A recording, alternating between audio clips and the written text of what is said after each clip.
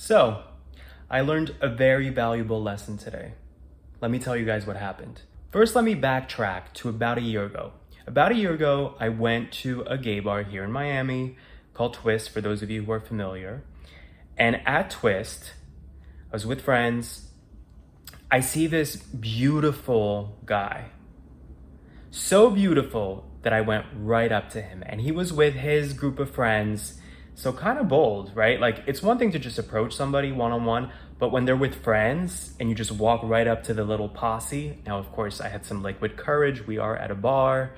Okay, so I had been drinking, but I have to tell you, it's very rare for me to approach somebody like that out of the blue. A, because I'm so jaded as it is, but especially like at a gay bar, it's so rare for me to see somebody who I'm really drawn to.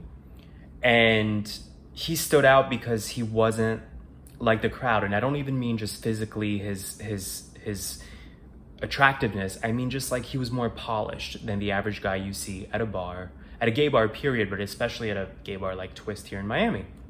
So I went right up to him. And he was answering my questions when I was talking to him, but I just got the vibe that he didn't want to talk to me, right? And finally, he basically said, "Hey, just so you know, I'm actually straight. Like, I'm here with my group of friends. I'm supporting my gay friends, but I'm not actually gay." And in the moment, I got in my feelings because there's something for me that's very triggering about like being attracted to the straight guy. I'm sure some of you guys relate to this. Of course, the one guy I approach happens to be straight. But then my next thought was, he's not straight. You're a polished guy at a gay bar and you're claiming to not be gay?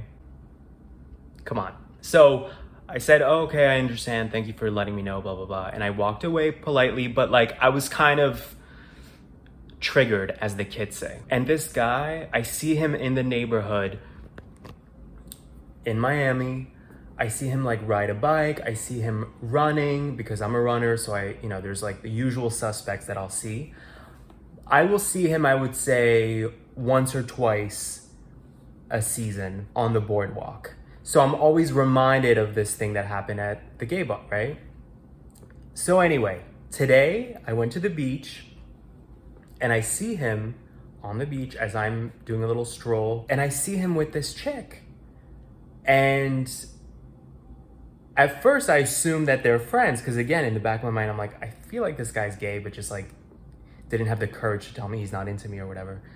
And then they start kissing and they start cuddling basically on the beach. And I'm like, oh my God, he is straight. He is straight. And a year or however long ago it was at the gay bar, I got in my head about it thinking, oh my God, this guy's like not into me. Is it that I'm not attractive enough? Am I not masculine enough? Like, what is it? He was actually straight. He was telling the truth. So talk about that lesson of don't jump to conclusions. Don't assume the worst about people, right? Don't take things personally. He was telling the truth.